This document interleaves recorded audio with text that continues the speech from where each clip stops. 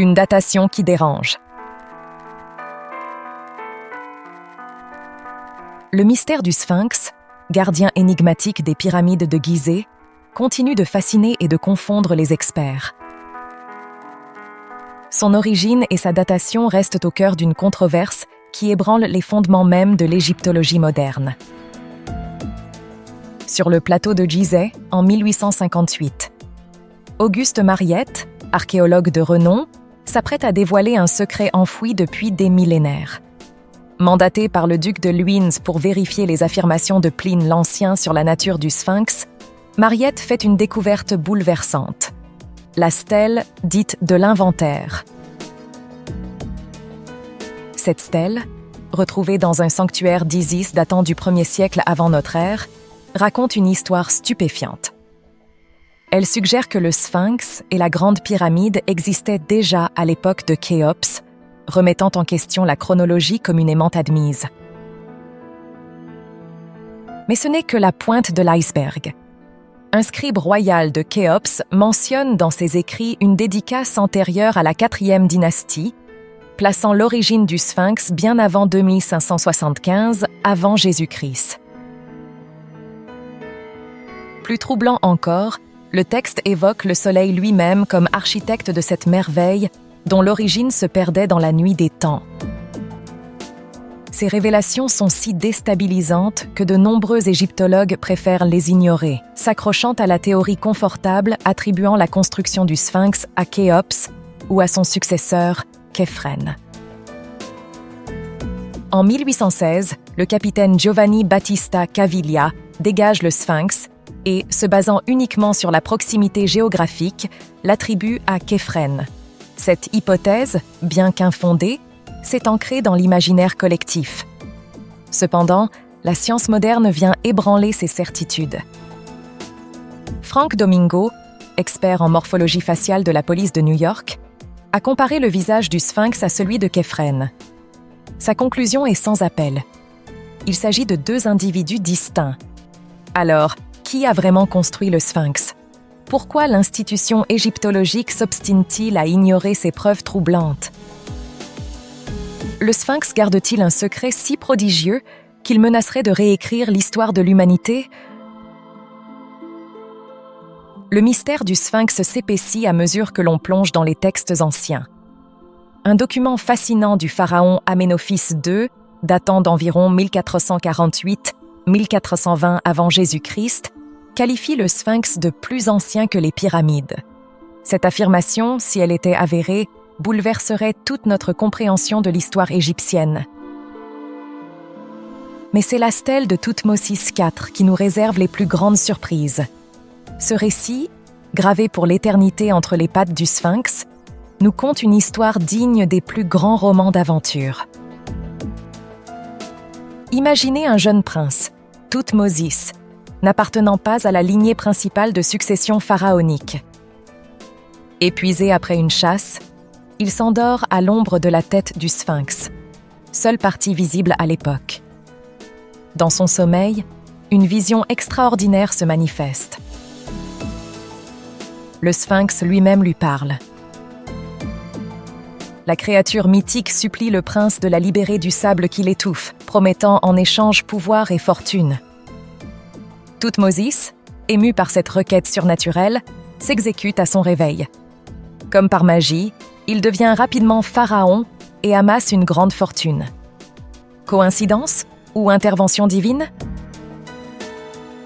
Mais l'inexpliqué ne s'arrête pas là. La stèle de Thoutmôsis IV recèle un secret encore plus stupéfiant. La représentation non pas d'un, mais de deux sphinx. Ces deux créatures énigmatiques se tournent le dos, chacune reposant sur une structure architecturale ressemblant à un petit temple. Cette représentation défie toute explication conventionnelle. Les règles strictes de la perspective égyptienne de l'époque excluent la possibilité d'une simple erreur artistique. Alors, que signifient ces structures mystérieuses sous les sphinx ? Et surtout, qu'est devenu ce deuxième sphinx ? Plus troublant encore, peu de chercheurs semblent s'être penchés sérieusement sur ces questions, du moins officiellement. Est-ce par crainte de remettre en question des théories bien établies? Ou bien y a-t-il quelque chose de plus profond, de plus inquiétant, que l'on cherche à dissimuler?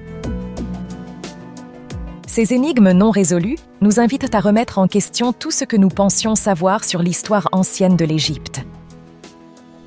Le Sphinx, gardien silencieux du plateau de Gizeh, semble détenir des secrets qui pourraient en bien révolutionner notre compréhension du passé. Alors que les sables du temps continuent de s'écouler, une question demeure. Sommes-nous prêts à affronter la vérité que le Sphinx pourrait nous révéler?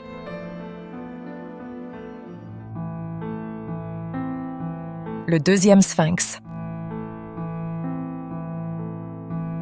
Le grand mystère du Sphinx s'épaissit encore, révélant un autre secret stupéfiant: l'existence d'un deuxième Sphinx, jumeau oublié du gardien de Gizeh. Imaginez un instant, deux sentinelles colossales, face à face, veillant sur les rives du Nil depuis des millénaires. Cette vision, digne des plus grands mythes, n'est peut-être pas qu'une simple légende. La stèle de l'inventaire, conservée au musée du Caire, évoque un événement cataclysmique. La foudre aurait frappé la coiffe du deuxième Sphinx, entraînant sa destruction et celle d'un sycomore sacré. Mais ce n'est que le début de l'énigme. L'archéologue Michael Poe, s'appuyant sur des fragments de papyrus du Moyen Empire, avance une théorie fascinante. Ce Sphinx jumeau aurait fait face à son frère de l'autre côté du Nil, avant d'être emporté par une crue dévastatrice vers l'an 1000 de notre ère. Les villageois auraient alors pillé ses restes pour reconstruire leur maison, effaçant presque toute trace de son existence. Mais les preuves s'accumulent. Le célèbre géographe arabe Al-Idrisi, 1099-1166, mentionne explicitement deux sphinx à Gizeh dans ses encyclopédies géographiques. Il décrit l'un d'eux comme gravement endommagé, léché par les eaux du Nil. L'historien Moussa Bihi évoque même un sphinx plus petit que l'autre de l'autre côté du fleuve, en piteux état. Ces témoignages soulèvent des questions vertigineuses. Certains chercheurs comparent ces deux sphinx aux piliers d'Hercule, symbolisant l'équilibre entre pouvoir matériel et spirituel. D'autres suggèrent qu'un des sphinx pourrait être féminin, une hypothèse renforcée par la mystérieuse proéminente bosse observée sur la poitrine du sphinx actuel par Mark Lehner en 1980. On ne peut que se demander pourquoi ce silence assourdissant autour du deuxième sphinx. Que cherche-t-on à dissimuler? Les chroniqueurs arabes du Xe siècle mentionnent l'existence de portes sous le sphinx, donnant accès à de vastes galeries souterraines. Seraient-ils les gardiens d'un monde souterrain insoupçonné, les sentinelles d'un labyrinthe antique aux secrets inimaginables? Le sphinx que nous connaissons n'est peut-être que la partie émergée d'un mystère bien plus vaste. L'énigme du sphinx s'approfondit avec un récit stupéfiant attribué au prince Farouk d'Égypte lui-même. En 1945, ce descendant des pharaons aurait décidé de marcher sur les traces de son illustre ancêtre Thoutmôsis IV dans un geste chargé de symbolisme et de mystère. Le jeune prince, au volant de sa Jeep, s'approche du colosse de pierre sous le clair de lune du désert. Arrivé au pied du sphinx, il aurait poussé une énorme dalle qui se trouva servir de porte, selon les dires du chercheur espagnol Nacho Ares. Mais ce n'est pas tout. Des témoignages locaux rapportent une découverte encore plus stupéfiante.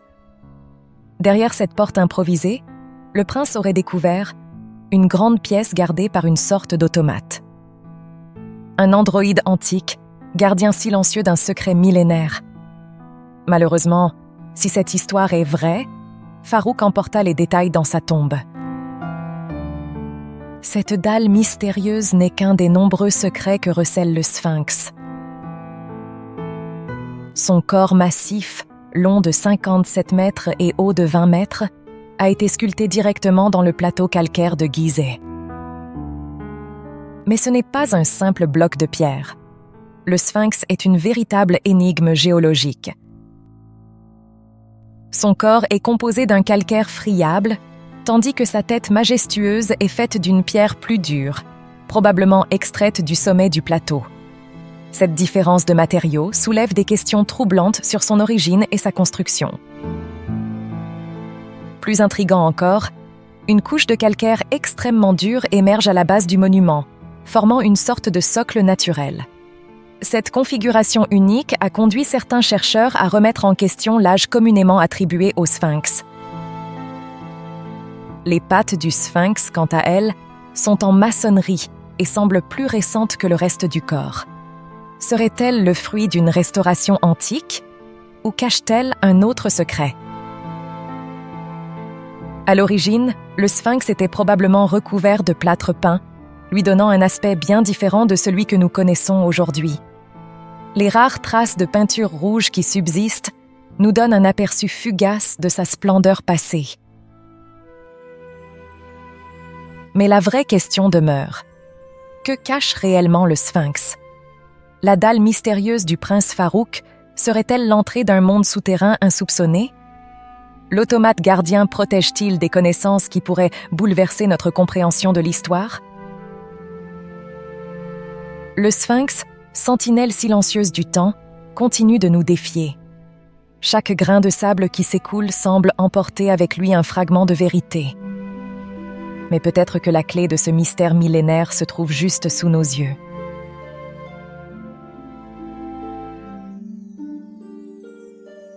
Le Sphinx dans tous ses états.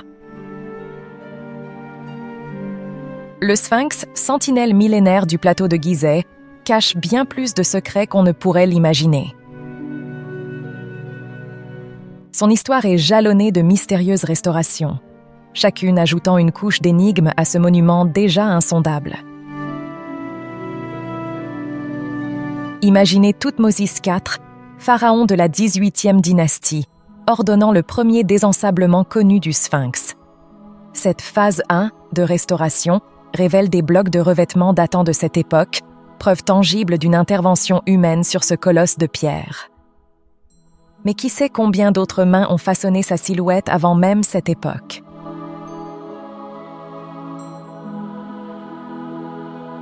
Le temps passe, les dynasties se succèdent. Ramsès II laisse peut-être sa marque, mais c'est sous la 26e dynastie que le Sphinx connaît une métamorphose majeure, la mystérieuse phase 2. Puis viennent les Romains, apportant leur propre restauration et vision à ce gardien du désert lors de la phase 3. Mais l'histoire la plus intrigante reste probablement celle des socles de maçonnerie découverts par Auguste Mariette dans les années 1850. L'archéologue, plongé dans ses fouilles, met au jour non pas un, mais 5 piédestaux massifs flanquant le corps du Sphinx. D'abord perplexe, il comprend rapidement qu'il vient de lever le voile sur un secret millénaire. Ces socles, datant au moins de la 18e dynastie, n'étaient pas de simples supports. Ils étaient les fondations de statues colossales, dont une représentation d'Osiris de plus de 7,5 mètres de haut. Visualisez un instant le Sphinx, déjà imposant, entouré de divinités géantes lui arrivant aux épaules. Cette révélation transforme complètement notre perception du site. Pourquoi ce silence assourdissant autour de cette découverte? Que cherche-t-on à dissimuler en gardant le public dans l'ignorance de la véritable dimension monumentale du Sphinx? Les multiples restaurations au fil des millénaires n'ont fait qu'ajouter des couches à cette énigme. Alors que nous contemplons le Sphinx aujourd'hui, nous ne voyons peut-être que l'ombre de sa grandeur passée.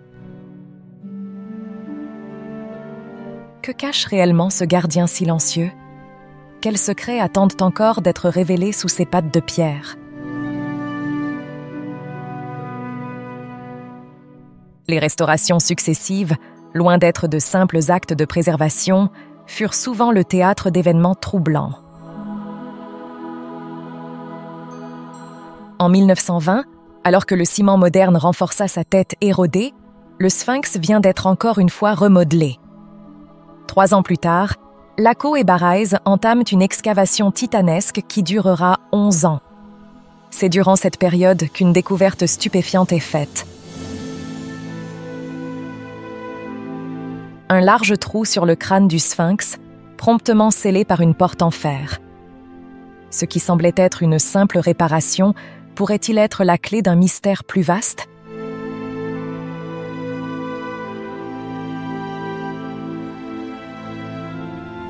La révélation de Mohamed Abdel Meguid Fayed en 1979 vient jeter une nouvelle lumière sur ces énigmes.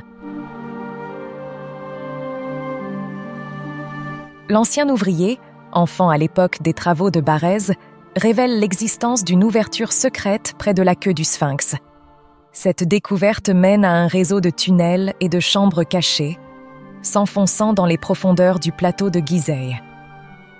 Ce labyrinthe souterrain, loin d'être une simple curiosité archéologique, soulève des questions vertigineuses. Pourquoi ces découvertes capitales ont-elles été passées sous silence?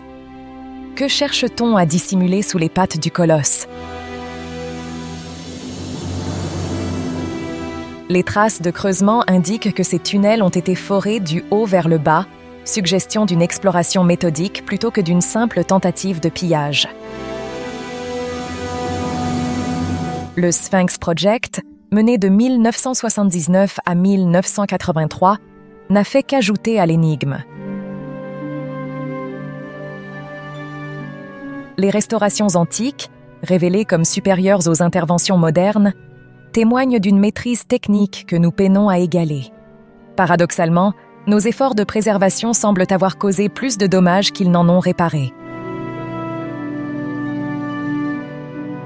En 1982, le nouveau revêtement s'effondre, victime du sel et de l'humidité, comme si le Sphinx lui-même rejetait nos tentatives maladroites de le comprendre. Ces interventions chaotiques, particulièrement invasives sur certaines zones spécifiques, paraissent défier toute logique de conservation. Pourquoi cet acharnement sur des parties précises du monument? Que cherche-t-on à atteindre, ou peut-être à cacher?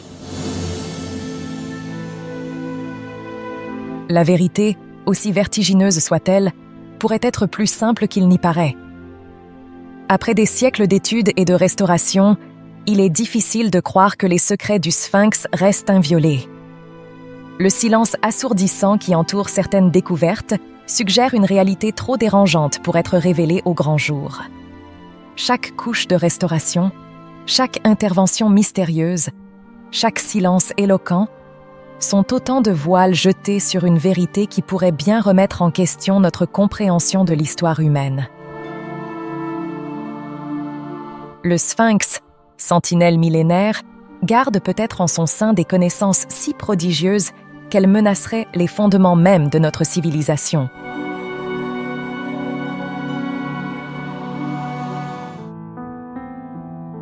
La conspiration du silence.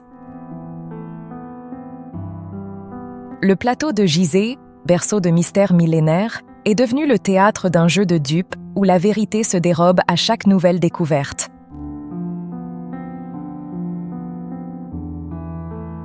Depuis des décennies, une chape de plomb semble s'être abattue sur ce site archéologique d'une importance capitale, étouffant les révélations les plus stupéfiantes et frustrant les efforts des chercheurs les plus dévoués.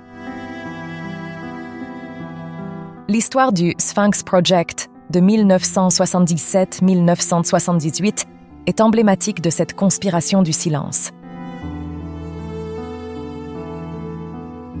Les équipes du Stanford Research Institute et de l'Association for Research and Enlightenment, cette dernière liée au célèbre médium Edgar Cayce, ont mené des explorations prometteuses. Pourtant, leurs découvertes se sont évaporées dans les sables du temps, les rapports ont disparu et les enregistrements se sont volatilisés.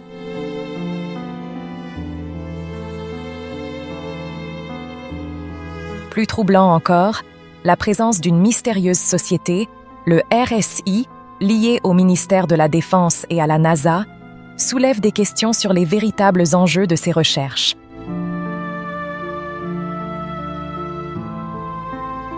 La découverte de 5 zones d'anomalies sous et autour du Sphinx aurait dû déclencher une frénésie d'exploration. Au lieu de cela, ces zones ont été soigneusement évitées, comme si l'on craignait ce qu'elles pourraient révéler.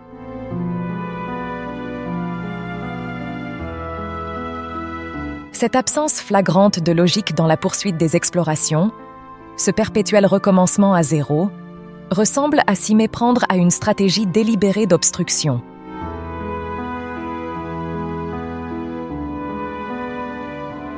L'exploration menée en 1987 par l'université japonaise de Waseda aurait pu marquer un tournant.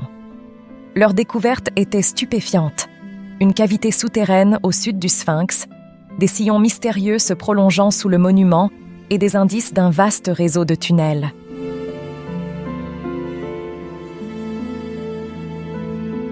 Ces révélations auraient dû provoquer un séisme dans la communauté archéologique. Au lieu de cela, elles ont été accueillies par un silence assourdissant. Ce mutisme obstiné soulève des questions vertigineuses. Pourquoi cette loi du silence? Que cherche-t-on à dissimuler avec tant d'acharnement?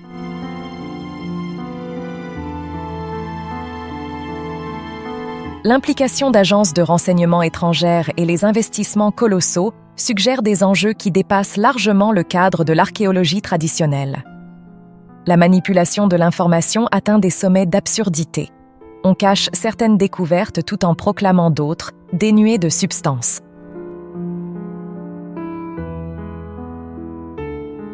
Les chercheurs sérieux, capables de faire progresser notre compréhension, se heurtent à des obstacles incompréhensibles. Ce qui se joue sur le plateau de Gizeh ressemble à une vaste partie d'échecs, où la vérité est la pièce maîtresse que l'on cherche à tout prix à protéger ou à cacher. Chaque nouvelle révélation est rapidement étouffée. Chaque indice prometteur est noyé dans un océan de désinformation.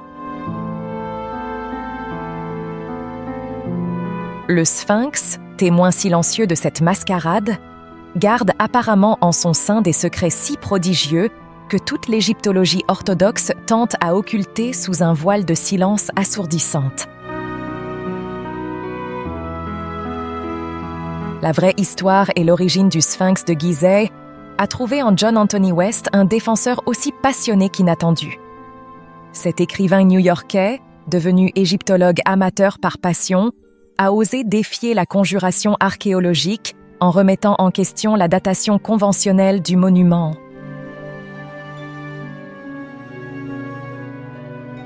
West s'est inspiré des travaux de René Schwaller de Lubitsch, un érudit qui avait passé 15 ans en Égypte à partir de 1938. Schwaller avait émis l'hypothèse audacieuse que l'Égypte ancienne était l'héritière d'une civilisation disparue, bien plus ancienne. Dans son ouvrage « Le Temple de l'homme », il avait notamment suggéré que l'érosion du Sphinx était due à l'eau plutôt qu'au vent et au sable. Cette théorie, si elle se révélait exacte, bouleverserait complètement notre compréhension de l'histoire égyptienne. En effet, la dernière période de pluies abondantes en Égypte remonte à 10 000, 5 000 ans avant notre ère. Or, la datation officielle du Sphinx le situe vers 2500 avant Jésus-Christ, sous le règne du pharaon Khéphren.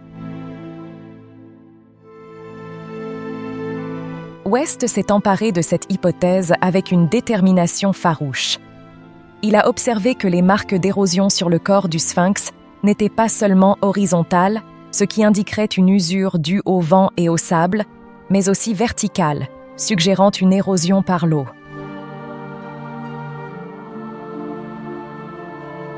Pour étayer sa théorie, West a constitué une équipe de scientifiques, dont le docteur Robert Schoch, éminent professeur de géologie à l'Université de Boston, et Thomas Dobecki, géophysicien et sismologue. Leurs analyses ont révélé des anomalies troublantes dans la structure rocheuse sous et autour du Sphinx. Le docteur Schoch a conclu que l'érosion du Sphinx et de son enceinte était bien due à des pluies torrentielles, un phénomène unique sur le plateau de Geyser. Cette découverte implique que le Sphinx pourrait être bien plus ancien que ne le prétend l'égyptologie officielle.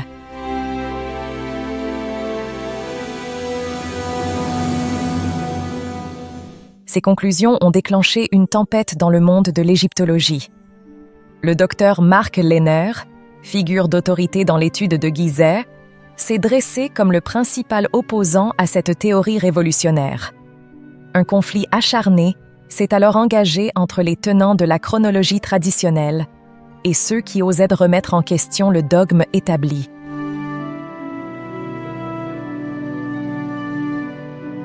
La controverse a atteint son paroxysme lorsque le docteur Dolphin, qui avait dirigé une précédente expédition sur le site, a tenté de dissuader Schoch de publier ses résultats, craignant la colère des autorités égyptiennes.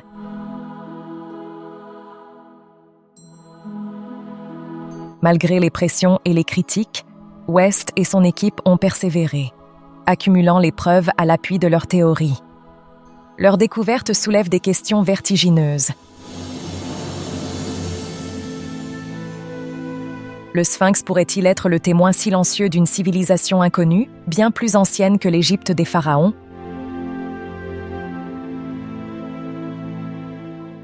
La théorie révolutionnaire de John West et du docteur Robert Schoch sur l'ancienneté du Sphinx a déclenché une tempête dans le monde de l'égyptologie. Leur découverte, basée sur des analyses géologiques rigoureuses, suggère que le Sphinx pourrait être bien plus ancien qu'on ne le pensait. Les tests sismiques réalisés par Thomas Dobecki ont révélé des disparités frappantes dans la structure rocheuse sous et autour du monument. Dans un rocher non érodé, le son voyage rapidement, tandis que dans un rocher érodé, sa vitesse est plus lente. Ces différences ont permis à Schoch d'estimer que le devant et les côtés du Sphinx pourraient dater de 7000 à 5000 avant Jésus-Christ, voire plus tôt.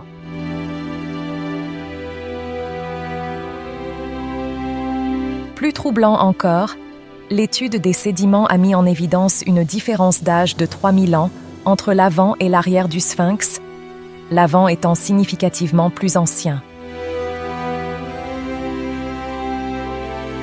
Cette découverte pourrait expliquer les erreurs de datation antérieures et remet en question toute la chronologie établie de l'Égypte ancienne. La présentation de ces résultats à la Geological Society of America en 1991, puis à l'American Association for the Advancement of Science en 1992, a provoqué une onde de choc dans la communauté scientifique. Le débat qui s'en est suivi, opposant Schoch au docteur Mark Lehner, figure d'autorité de l'égyptologie orthodoxe, restera dans les annales comme un moment crucial de cette controverse.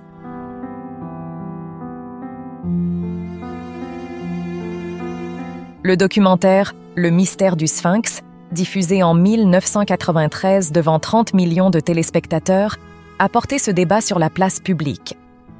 Non seulement l'équipe de West affirmait l'ancienneté du Sphinx, mais elle révélait aussi l'existence de chambres souterraines sous le monument, notamment une cavité rectangulaire sous sa patte gauche.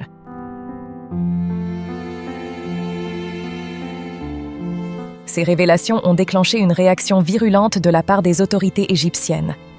Le docteur Zahi Hawass, directeur du site de Gizeh, a qualifié le film de propagande non scientifique et a fait expulser l'équipe de West du site.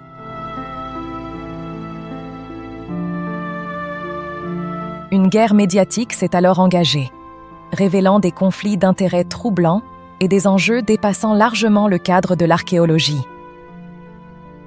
La révélation du Dr Schoch concernant le financement du Dr Hawass par l'ARE, Association for Research and Enlightenment, une organisation promouvant l'origine atlante de Gizeh, ajoute une couche de mystère à cette affaire.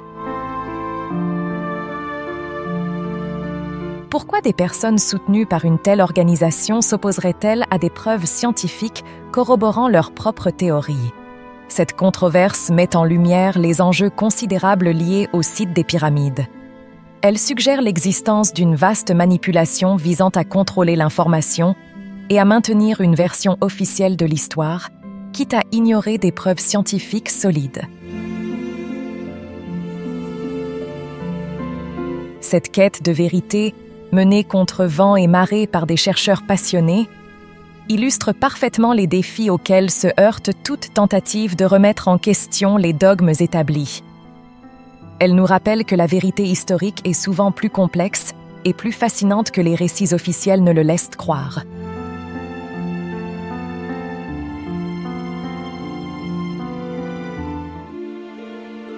Pourquoi cette omerta institutionnelle?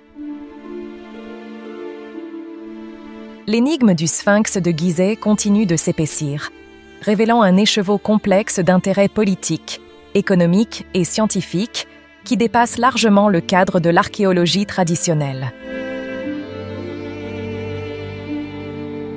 Le docteur Zahi Hawass, gardien officiel des trésors de l'Égypte ancienne, se trouve au cœur d'une controverse qui soulève des questions troublantes sur la gestion des découvertes archéologiques. On prétend que son acharnement à défendre la chronologie officielle serait motivé par un souci de préserver le nationalisme égyptien. Cependant, cette explication semble bien mince face aux contradictions flagrantes de sa position.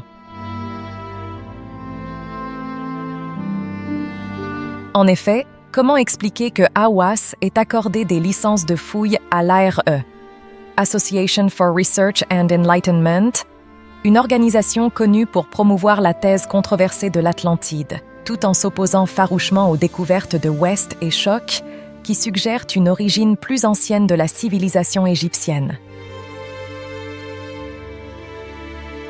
Cette apparente incohérence laisse entrevoir des enjeux plus profonds, peut-être liés à un contrôle étroit de l'information et des découvertes sur le plateau de Gizeh. La déclaration de Hawass en 1995, réduisant les anomalies détectées sous les pattes du Sphinx à de simples dépôts de sédiments, paraît relever d'une volonté délibérée de minimiser l'importance de ces découvertes.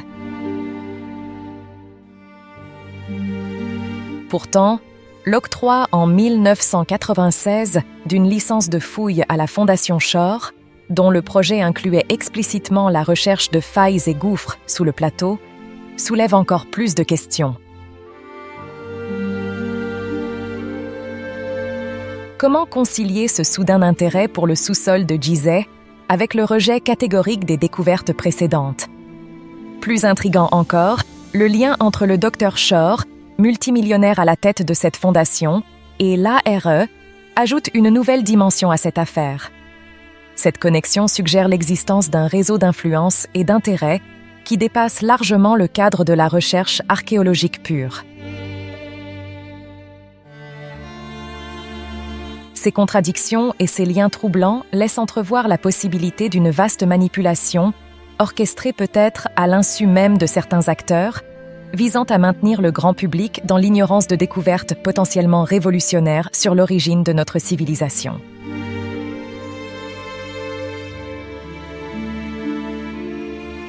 L'entrée en scène de Graham Hancock et Robert Bauval a ajouté une nouvelle dimension à la controverse. Leur théorie de la corrélation d'Orion propose une perspective révolutionnaire sur la datation du Sphinx et des pyramides de Gizeh.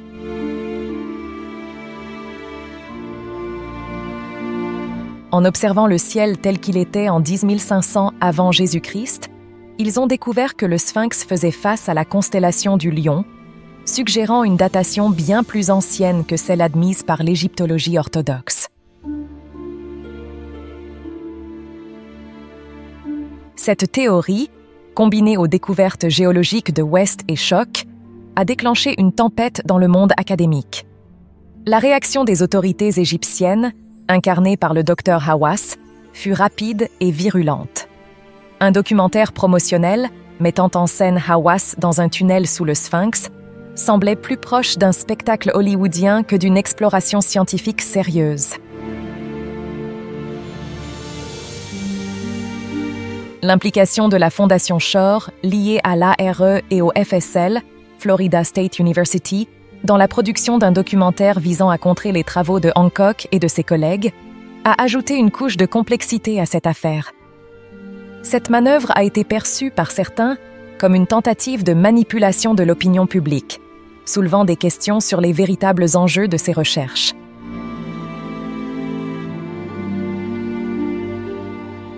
Mais l'histoire prend un tournant encore plus fascinant avec la découverte fortuite d'un complexe souterrain lors de travaux d'aménagement devant le Sphinx. Bauval, Hancock et West ont été témoins d'une activité frénétique autour d'une voie pavée ancienne, menant à une étrange dalle trouée sous laquelle coulait de l'eau en direction du Sphinx.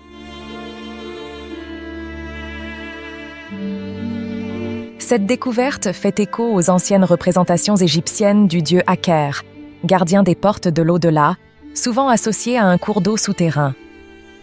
Ces révélations soulèvent des questions vertigineuses. Que cache réellement le sous-sol de Gizeh?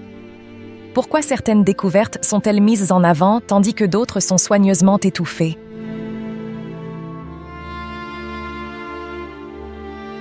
Le Sphinx, surnommé le père de la terreur par les Égyptiens, pourrait-il être le gardien d'un savoir ou d'un lieu dont la révélation bouleverserait notre compréhension de l'ordre du monde?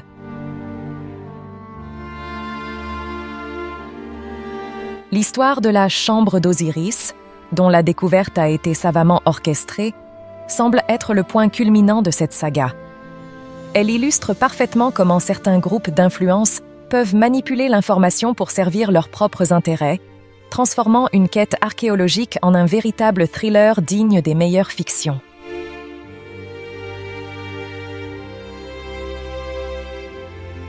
Le Sphinx, impassible face à ce tourbillon de théories, de découvertes et de controverses, continue de garder ses secrets. Chaque nouvelle révélation semble nous rapprocher d'une vérité qui pourrait bien redéfinir notre place dans l'histoire. Mais sommes-nous vraiment prêts à affronter cette vérité, quelle qu'elle soit?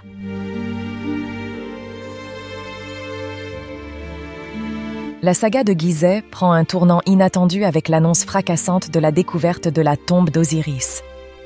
Cette révélation, orchestrée comme un spectacle médiatique, soulève un voile sur les enjeux colossaux qui se jouent dans l'ombre des pyramides.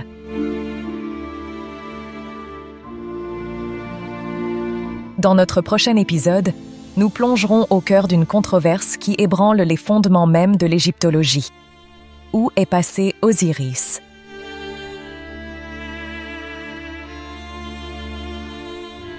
La nuit du 2 mars 1999, la chaîne Fox diffuse un documentaire qui promet l'ouverture de tombes scellées perdues à Giza. Le docteur Zahi Hawass, figure controversée de l'archéologie égyptienne, annonce en direct la découverte du tombeau d'Osiris. Mais cette révélation spectaculaire cache une réalité bien plus complexe et troublante. Au fil du temps, cette découverte va connaître des métamorphoses sémantiques intrigantes, passant de tombe d'Osiris à tombe symbolique, puis à simple redécouverte.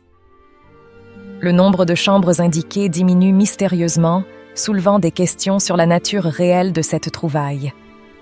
Plus troublant encore, ces lieux étaient déjà connus depuis les années 1930, et peut-être même avant. Que cherche-t-on réellement à cacher derrière ce spectacle médiatique? Quels secrets ces chambres souterraines renferment-elles, au-delà des sarcophages vides qu'on nous présente? Dans notre prochain épisode, nous lèverons le voile sur cette mise en scène grandiose et explorerons les véritables enjeux qui se cachent derrière la façade des découvertes officielles. Nous suivrons la piste d'Osiris à travers les méandres de l'histoire et de la mythologie pour tenter de comprendre ce que le plateau de Gizeh garde si jalousement depuis des millénaires. Préparez-vous à un voyage au cœur des mystères les plus profonds de l'Égypte ancienne. La vérité sur Gizeh est probablement plus proche que nous ne le pensons, mais sommes-nous prêts à l'affronter? Ne manquez pas le prochain épisode de l'affaire Giza, où chaque révélation nous rapprochera un peu plus de la vérité ultime sur nos origines et notre histoire. Entre-temps, prenez soin de vous et de vos proches. Restez curieux et émerveillés par chaque merveille que la vie nous dévoile dans notre cheminement. À très bientôt, chers amis. Bye, bye.